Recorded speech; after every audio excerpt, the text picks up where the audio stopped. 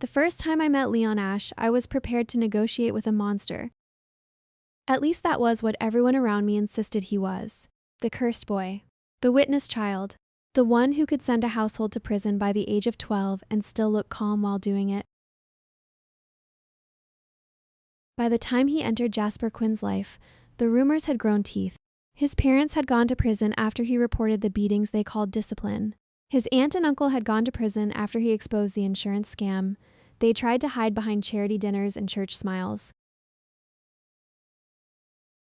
Then the director of the children's home, where he stayed for 8 months, had gone to prison too, because Leon had broken his own wrist, climbing out of a bathroom window to call the police. People in Grayford said the same thing every time they lowered their voices and leaned closer over tea or wine. Do not bring that boy into your house. He looks quiet, but houses crack open around him. I might have laughed at them if Jasper Quinn had been an ordinary 13-year-old. Unfortunately, Jasper Quinn was not ordinary. He was wealthy, angry, newly orphaned, and imaginative enough to make trained adults reconsider their careers. 3 housekeepers had quit in 4 months. One nanny developed a sincere fear of animatronic spiders. The chef refused to cook anything shaped like a fish after Jasper taught the motion sensors in the pantry to scream. The chauffeur once found 6 live ducks wearing little paper bow ties in the back seat of the town car. Jasper had looked him in the eye and said, "They are attending a funeral. Please be respectful." That was before my arrival. By the time I was appointed his legal guardian, he had advanced from pranks to social warfare. He hacked the irrigation system to spell "Your roses are boring" across his grandmother's lawn. He mailed his Latin teacher a beautifully wrapped present containing 14 identical erasers and a note that read, "For all the joy you erased from my life." Then his homeroom teacher called me one cold Thursday afternoon and said, with the hollow tone of a woman speaking from the edge of spiritual collapse, "Ms. Hart, Jasper has a friend now." I was in the old Quinn Estate Library, knee-deep in probate records, school invoices, and the kind of trust documents that made lawyers proud and normal people drowsy. "A friend," I repeated. "That sounds promising." There was a pause on the line. "His name is Leon Ash."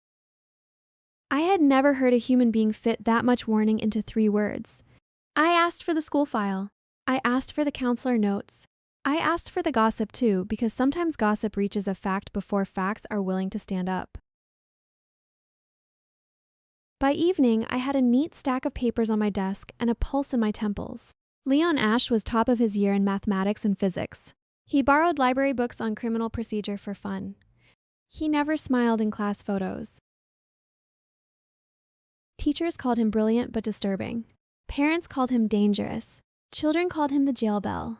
Ring him once and some adult disappeared. Most troubling of all, Jasper had changed since befriending him. My feral little heir had started saying thank you to the staff. He no longer kicked the piano bench when upset. He even ate soup with a spoon instead of contempt. I should have celebrated. Instead, I suspected coercion. Jasper had never obeyed kindness, scolding, bribery, or consequences. If he had suddenly become polite, then someone had discovered the one thing more powerful than grief and boredom, fear. So I did what any responsible, sleep-deprived guardian with excellent shoes and worsening judgment would do. I arranged a private meeting with the alleged villain and brought 2 security men. Leon arrived on foot, carrying a patched backpack and wearing a school coat so thin that winter seemed to move through it without asking permission. He was smaller than I expected, all sharp elbows and steady eyes. He looked at the cafe window, at my security detail, and finally at me, as if he had already sorted us into categories and found none of them interesting. "You wanted to see me, Ms. Hart." I had planned a speech about boundaries, influence, and appropriate companionship. Instead, I heard myself say, "Sit down. And for heaven's sake, why are you dressed like that? It is below freezing." He glanced at his sleeves, then at the radiator by the window. "I'm warmer indoors," he said. It was such an absurdly practical answer that I almost lost the momentum of being formidable. To recover, I folded my hands and went straight to the point. "Name your price." "What will it take for you to stay away from Jasper?" For the first time, real surprise crossed his face. Not offense, not guilt, just surprise, clean and bright as a match striking. "My price?" "Yes," I said. with all the cold magnificence of a woman who had once negotiated corporate sponsorships and one especially dramatic flower emergency. Money. A tutor. Electronics. Whatever you want. You stop seeing him and I will provide it. Leon stared at me for several seconds. Then he asked, very carefully, anything. That depends on whether you're about to ask for a yacht, I snapped. But generally speaking, yes. He looked down at his hands. When he spoke, his voice was so small that I had to lean in. A box of spicy instant noodles. I blinked. What? A big box, he clarified, perhaps sensing that ambition was expected and trying to rise to the occasion. The kind with the sesame oil packet. I opened my mouth and closed it again. My security men exchanged looks somewhere behind me. Leon mistook my silence for resistance and added with visible strain, if that is too much, then just one plush toy would also be fine. He hesitated, ears turning red. Or, no, forget it. I was going to say maybe a bedtime story, but that is unnecessary. A bedtime story? Not sneakers. Not a gaming console. Not cash. Not leverage. A bedtime story? I had prepared myself for manipulative genius and found a boy bargaining for tenderness in the cheapest possible currency. I should have stopped there and realized I was the fool at the table. Instead, I doubled down on being wrong. I ordered him lunch, bought him the noodles, and took him to a toy shop that smelled like vanilla dust and batteries. He chose a stuffed whale with stitched stars on its back. The clerk offered to add a recorded message in the whale's belly. Leon looked at me, not speaking, but his expression was somehow more dangerous than if he had threatened me with a knife. So I pressed the little red button and said, "Sleep well, kid. The monsters are off duty." It was the first thing that came into my head. The clerk said it was sweet. Leon looked as if I had handed him a country. Then I slid a check across the counter toward him. "Take this too. And remember our agreement." He looked at the figure, then at me, then tore the check in half. After a moment, he tore it again. "I only asked for the other things," he said. "I do not want your money." By then, I was too proud to admit confusion and too stubborn to apologize. I left the shop convinced that he had rejected the cash to make me underestimate him. That night, I decided I had handled the problem. The next morning, Jasper burned the toast, made tea for the gardener, and asked if olive oil expired. By evening, he was attempting to sew a button onto his own blazer. "Where did you learn that?" I demanded. Jasper shrugged with the terrible innocence unique to boys who have definitely broken something important. "From Leon." I felt a slow, cold drop of realization slide down my spine. "I thought you stopped seeing Leon?" Jasper looked offended on Leon's behalf. "I did not." He stopped seeing me. He moved seats at school, ignores my messages, and shuts the door if I show up before 9 in the morning. He says persistent pleading before breakfast is a character flaw. I stared at him. He Shuts the door in your face. 3 times last weekend, Jasper said bitterly. Then I sat outside with a thermos until he let me in because the neighbors were starting to judge him. Everything inside my head rearranged itself with humiliating speed. Why? I asked carefully. Do you keep going back? Jasper rolled his eyes first because he was still Jasper and then looked away. Because he is the only person who did not laugh when I said I thought you would leave too. There are moments when the heart does not break dramatically. It simply gives way at one seam and all the certainty leaks out. What do you mean? Leave too? Jasper picked at a loose thread on the tablecloth. Everyone leaves when I'm difficult long enough. My father died. My grandmother wanted a museum version of me. The tutors wanted hazard pay. You are the first person who stays for breakfast after I have been awful. His ears pinked as he kept talking too fast. Leon said if I wanted someone kind to keep choosing me, I should try becoming easier to choose. So he is teaching me things, like how not to shout when I am scared, and how to apologize before people get tired. And the cooking, I asked weakly. He said if I learned to feed people, maybe I would understand that care is repetitive. Jasper glanced up. Also, I told him, your noodles taste better than restaurant food, and he looked like that mattered. That night, I sent someone to Leon's address. I should have gone myself from the beginning, but shame is a slow walker. The house was not really a house. It was a narrow unit over a shuttered tailor's shop with one heater that worked when kicked. The kitchen cupboard held 3 bowls, 2 spoons, and the noodles I had bought him. The stuffed whale sat on the bed like a polite guest. When the security report mentioned that the whale's recording had been played 27 times in one evening, I had to sit down. I drove there myself the next morning. Leon opened the door with his backpack on and his face arranged into that careful blankness children wear when adults have disappointed them often enough to become predictable. I came to apologize, I said. I was wrong about you. He did not answer. The hallway smelled faintly of dust and soap. I could see the edge of the stuffed whale from where I stood. Also, I added, because there was no graceful way to say it, pack a bag. You are coming home with me. He finally blinked. Home with you. Yes. Temporarily if you hate it, longer if you do not. I have legal contacts, a very large kitchen, and a boy downstairs who will start performing emotional monologues if I return without you. Leon's fingers tightened on the doorframe. Why? Because I had accused him of being dangerous when all he had done was survive. Because children should not have to bargain for bedtime stories. Because I was suddenly and inconveniently furious at every adult who had ever looked at him and seen threat before grief. Instead, I said the truest thing I could manage. Because someone should have asked you a long time ago whether you were lonely. He looked down. I am, he said. Very soft. Very simple. The sort of truth that requires no decoration because it has already done enough damage. So I waited while he packed. It took 6 minutes. 2 uniforms, 4 books, 1 notebook of immaculate equations, a toothbrush. The whale. When we arrived at Quinn House, Jasper sprinted down the front steps so fast he nearly died on a decorative urn. He stopped in front of Leon, trying and failing to look casual. Oh. You came. Leon stared at him. Your message said your guardian had entered a guilty frenzy and might adopt me by force. That was accurate, Jasper said. Then, after a beat, I'm glad you came. The rest was less poetic.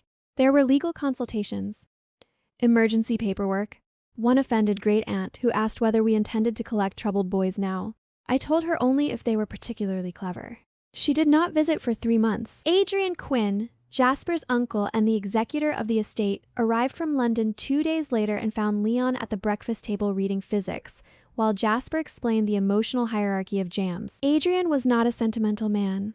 He was a venture capitalist with the face of a fallen angel and the scheduling habits of a military campaign. He took one look at the additional child in his house, then at me. Should I ask, he said, or am I supposed to trust that this is part of a larger strategy? It is absolutely a strategy, I said. A moral one. He set down his briefcase. That sounds expensive. It will be if you keep talking like that in front of the children. Jasper snorted. Leon hid a smile in his mug. Adrian, who had always liked me most when I was unreasonable on behalf of others, sighed and asked whether Leon preferred the blue bedroom or the one facing the orchard. Leon chose the room facing the orchard but slept the first 3 nights with the lamp on and his shoes still on his feet, as if he expected the house to change its mind and expel him before dawn. On the 4th morning, I found his blanket folded with military precision and a note on the bedside table listing the cost of the coat, the room, the toiletries, and the noodles. At the bottom he had written, I will repay every item. Please keep the account open. I crossed out the sentence and wrote beneath it, children are not invoices. Then I left the page on his desk and pretended not to notice when he read it 5 times before breakfast. Jasper, meanwhile, discovered that sharing me made him irrational. He was not jealous in the obvious way. He was jealous like a small prince defending a damaged kingdom.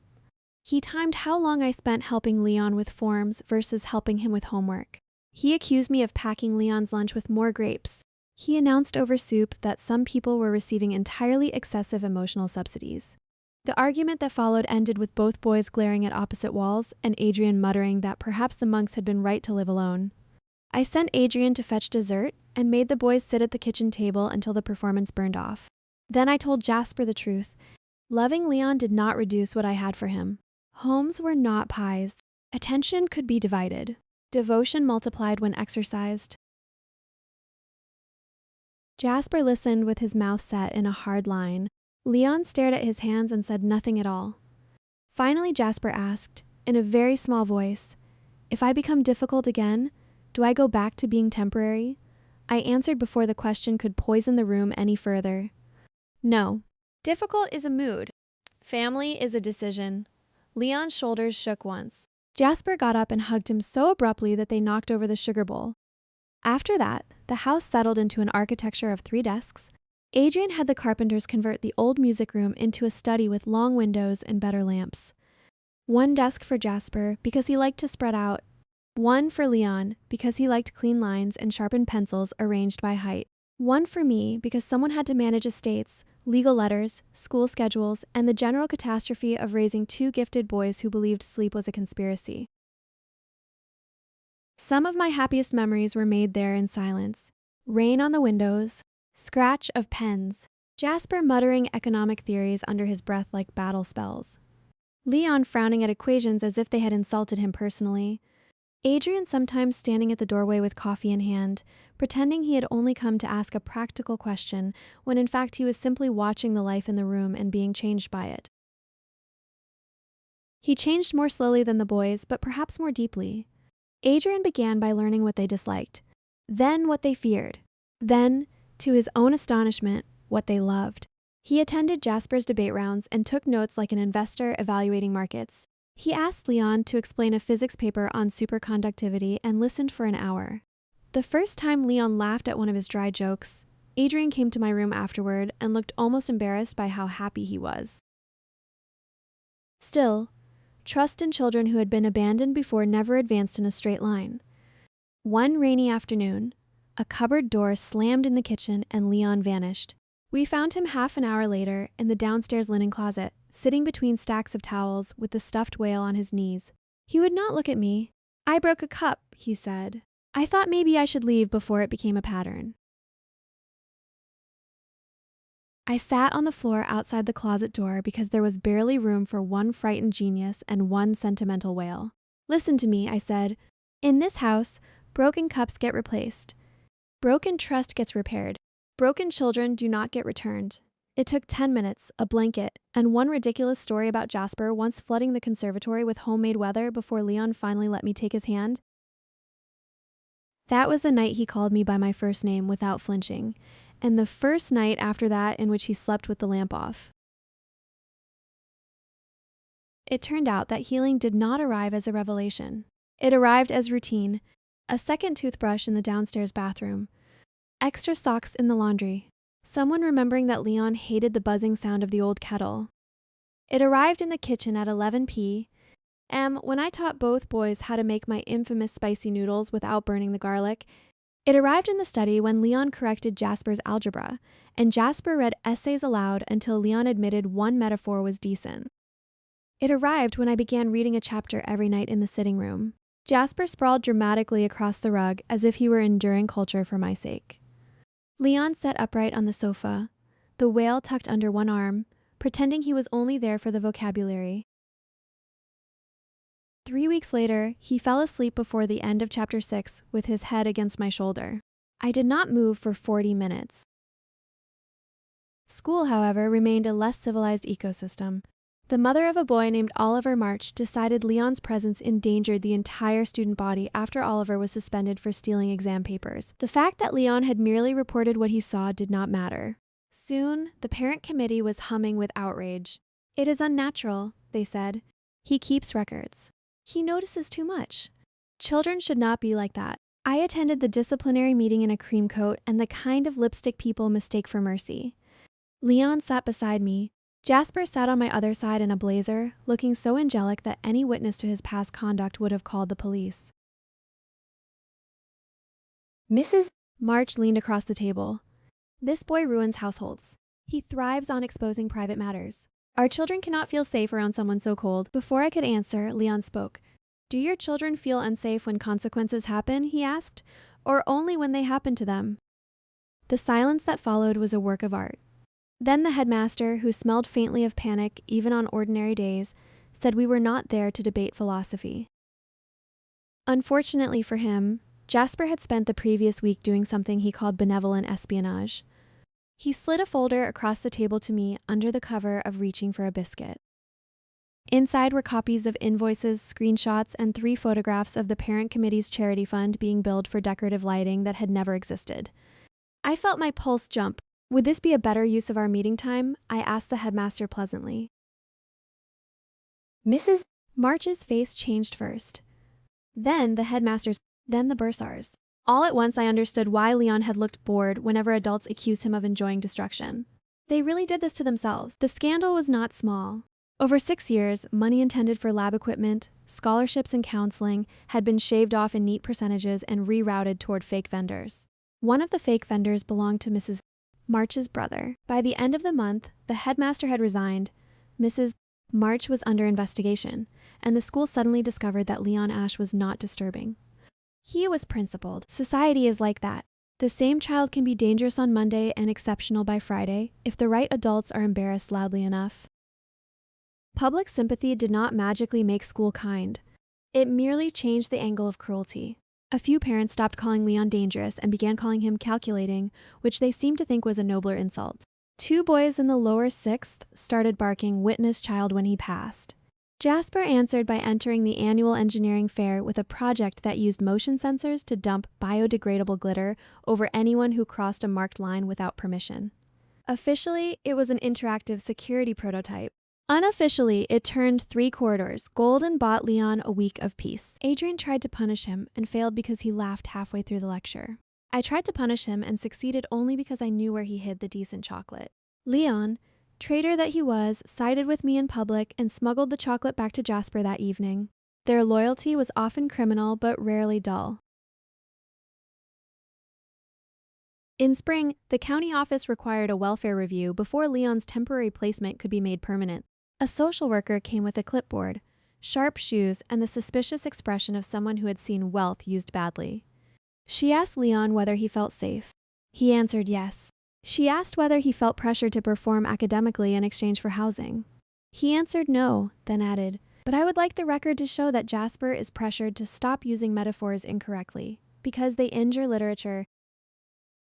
She asked Jasper whether he resented sharing his home. He said, "Only when Leon beats me at timed problem sets and acts humble about it." When she asked Adrian whether he believed affection could be measured in financial provision, he stared at her for a long moment and replied, "If it could, I would have solved fatherhood years earlier." She closed her folder with tears in her eyes and approved the guardianship extension on the spot. That summer, we took the boys to the sea because Jasper declared every serious family required one memory involving gulls and bad sunburn decisions. Leon had never seen the ocean.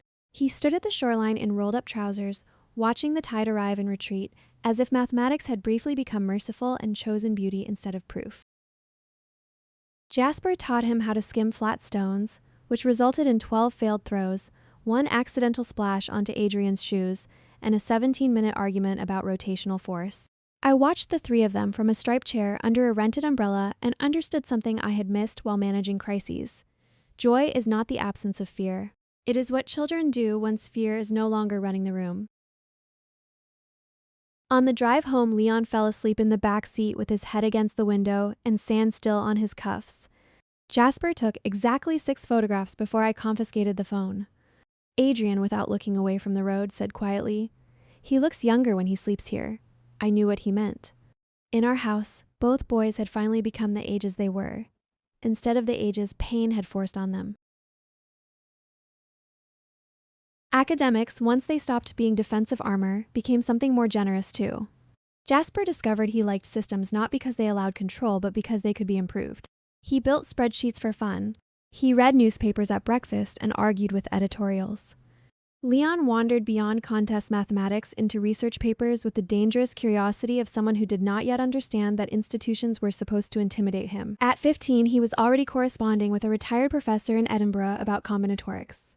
At 16, he built a statistical model to predict scholarship retention for at-risk students and accidentally embarrassed the county board by proving their funding formula punished rural applicants.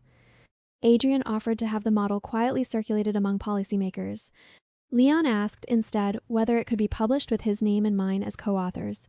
I said yes before dignity could stop me from crying again. The publication caused a small uproar and a larger invitation.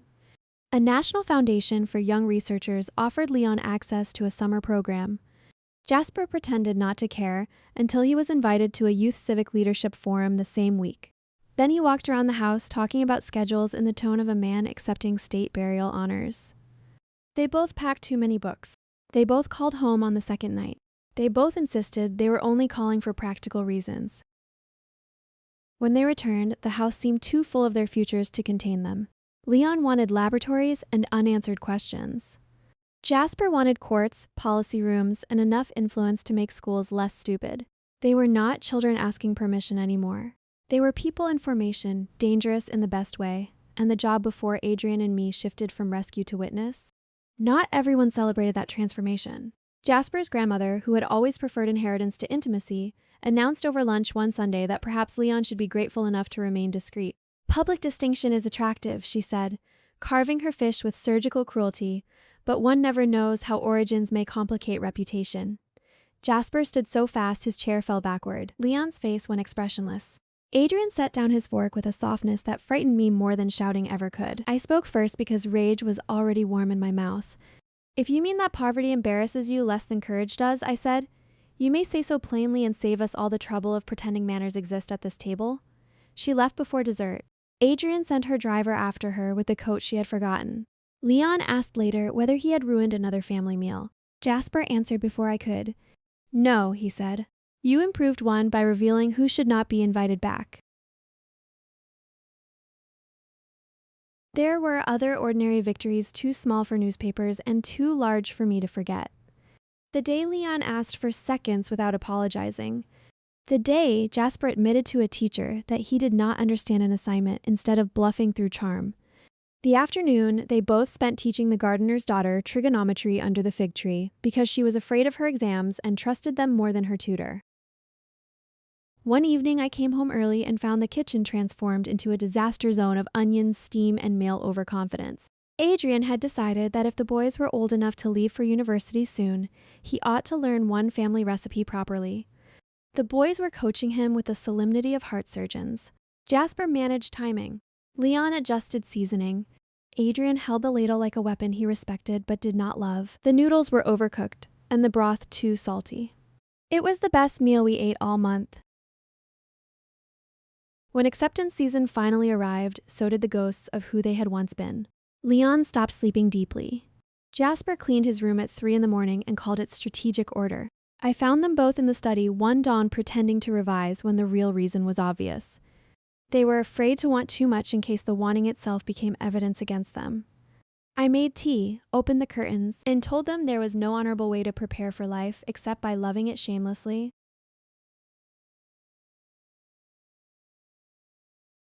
If rejection comes, I said, it will not mean you imagined your worth.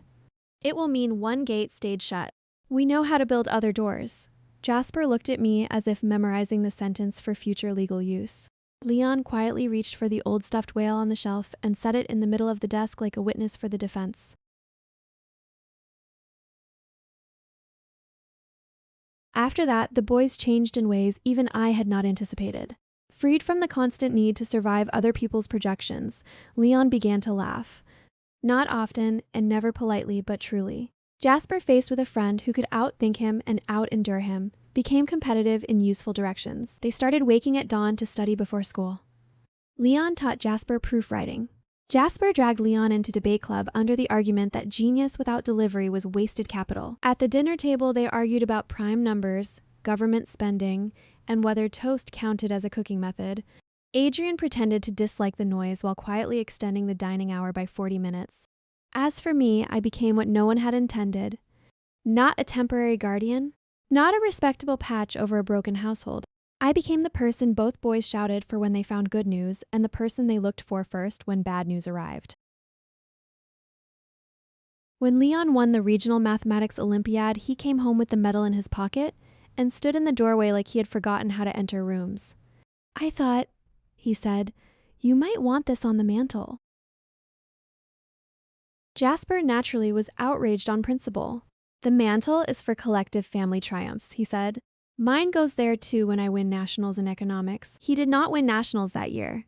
He won a state essay prize instead, wrote a speech about market ethics, and dedicated it to the woman who taught me that care is the only investment with guaranteed long-term returns. I cried into the canapé tray. Leon noticed and handed me a napkin without comment. Later that night, he left a note outside my room. Thank you for not requiring me to be easy before you were kind. I still keep that note in my jewelry drawer. The hardest winter came 2 years later, when Leon's biological father filed an appeal and requested contact on the grounds of rehabilitation. The letter arrived on a Tuesday. Leon read the first paragraph and turned to stone. Old fear is ugly because it is efficient.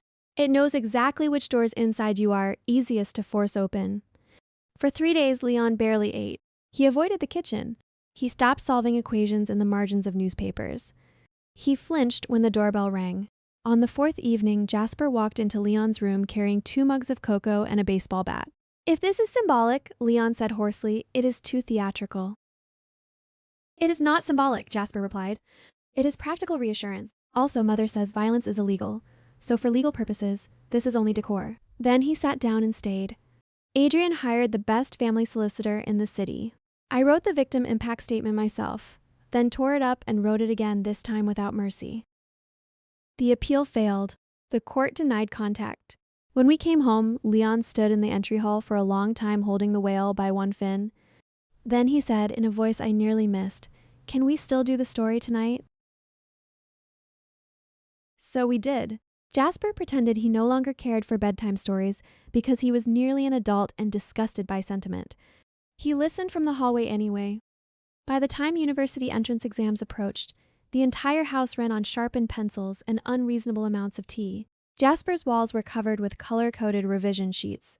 Leon's desk looked austere until you noticed the whales supervising from the shelf. People in Grayford had long since revised the tale they told about us.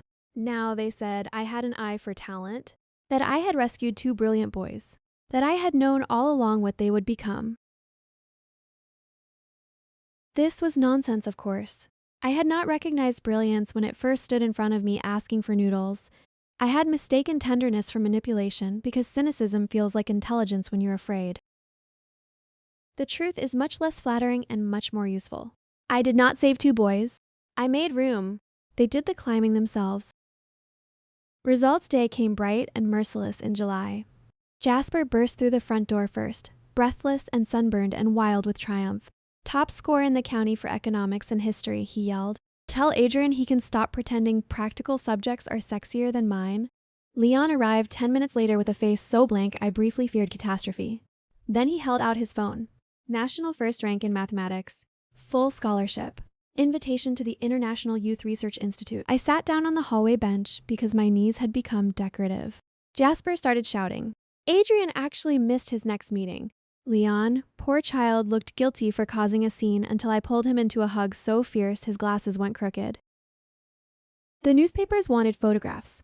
The schools wanted statements. The town wanted to claim them both. Grayford Academy hung their portraits in the entrance hall with captions about excellence, resilience, and educational vision. Jasper stood in front of the display and whispered to Leon, not nearly quietly enough, "Do you think they would include the bit where my guardian tried to bribe you away with a toy whale?" Leon said, "Only if they print that you cried when she made me noodles the second time because you thought she loved me more." I had dust in my eye, Jasper hissed. Their acceptance letters arrived a week apart. Jasper chose Kingsmere for politics, economics, and public policy because, in his words, someone respectable has to take over the country before idiots do it first. Leon chose Harrow Institute for mathematics and theoretical physics. The night before they left, I cooked dinner myself despite the chef's repeated offers to save me from my own optimism. We ate on the back terrace under strings of warm lights.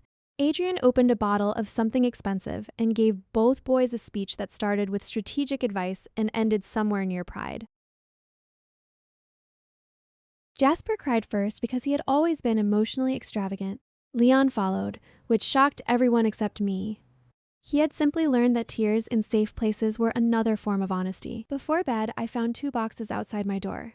One held a silk scarf in my favorite shade of green and a note from Jasper that read, "For future victory speeches and property negotiations." The other held a new stuffed whale, smaller than the original, with a card from Leon. This one has a different message. Please do not laugh. I pressed the stitched belly. His voice came out low and careful. You were the first home that did not ask me to deserve it.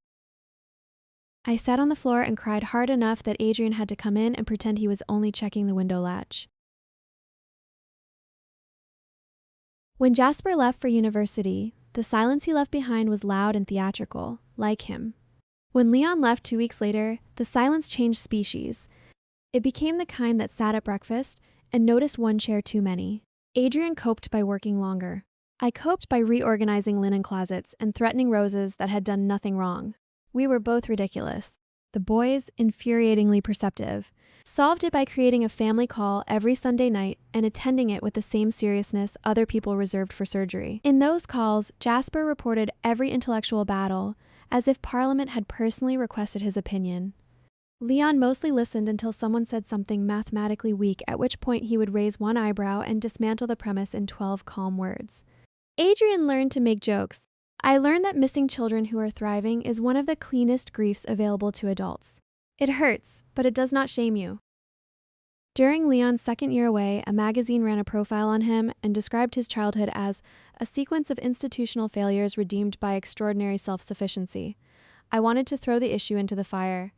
Self-sufficiency had not redeemed him. It had merely kept him alive long enough for care to matter. I wrote a letter to the editor so sharp Adrian asked whether he should send flowers in apology to whoever opened it first. Jasper, who had by then developed the dangerous charisma of a young man who could argue in complete paragraphs without breathing, used his internship wage to endow a tiny annual scholarship at Greyford Academy. He named it the Open Door Award for students whose records made comfortable people nervous. When the head of school asked whether the title was intended as criticism, Jasper smiled and said, "Only if you heard it that way, I have never been more proud." Leon's version of generosity was quieter. He spent an entire summer building a free online problem archive for rural students preparing for advanced mathematics competitions, complete with solutions recorded in a voice so patient I scarcely recognized him. He insisted on keeping the website plain and ugly because decorative features wasted loading time. By autumn, the archive had users in 17 counties. By winter, one of those students wrote to say she had qualified for nationals because the problems taught her how not to fear difficult things. That night, long after the boys had gone back to their campuses, Adrian found me crying over my laptop in the dark study.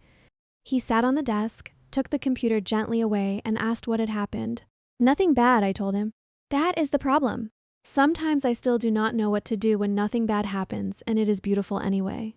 He kissed my forehead and said, with the dry tenderness he had learned late, but learned well, "You could try believing it." Years passed. Boys become men so gradually that the heart never quite keeps up. Jasper turned his talent for argument into an actual career and somehow ended up advising ministers before 30. Leon published papers dense enough to frighten ordinary readers and was still capable of looking secretly pleased by a good bowl of noodles. They came home often. Not because they needed to. That distinction mattered to me. They came home because belonging, once learned, becomes a habit. One winter holiday, Jasper arrived with 3 suitcases and a lecture about investment properties. Leon arrived with a grant proposal and immediately fixed the study lamp because he claimed the flicker insulted concentration. At dinner, they argued about municipal housing, then cleared the table without being asked. Adrian watched them and said quietly, "We did all right." I looked at the two of them bickering over tea like men who had never once had to beg the world to let them stay. "No," I said, "we did better than all right." Sometimes reporters still ask me when I first knew they would both become extraordinary. I never give them the polished answer they want. I tell them the truth. I tell them that one boy once asked me for instant noodles instead of money, and another boy once learned to sew because he thought kindness had to be earned in practical ways. I tell them genius is real, but safety is what lets genius remain human. I tell them children do not become difficult in a vacuum. They become difficult in the weather we create around them. Then I usually go home before the questions get sentimental. Because the real ending to our story is not the medals or the scholarships or the headlines framed in the hall. The real ending happens on ordinary nights. The kettle clicks. Adrian misplaces his reading glasses. Jasper sends a voice note complaining about policy drafts. Leon sends a photograph of a badly made cafeteria noodle cup with the caption, "Yours still wins." And somewhere in the middle of all that noise and warmth and ridiculous domestic continuity, I remember the cafe where I first mistook a lonely child for a threat. If I could speak to that version of myself now, I would tell her to put the checkbook away. I would tell her that some children do not want rescuing in the grand, expensive sense. They want proof that softness exists and can survive them. I would tell her that a box of noodles can be a confession, that a toy whale can be a treaty, and that bedtime stories offered at the right moment are stronger than fear. Most of all, I would tell her that villains are often just children who learn to become evidence before they learned how to become loved. As for the two academic stars everyone praises now, they still call me when life hurts. Jasper calls loudly. Leon calls after thinking for far too long. They still come home for winter. They still steal the first bowl of spicy noodles from the pot. And every now and then, when the house is quiet and the night leans close around the windows, I pass the old shelf in the upstairs sitting room and press the hidden button inside a fraying stuffed whale. My younger voice comes out of it, clumsy and half amused. "Sleep well, kid. The monsters are off duty." Then from somewhere down the hall, one of my sons, sometimes the loud one, sometimes the quiet one, always answers the same way. "We know, Mom." We are home.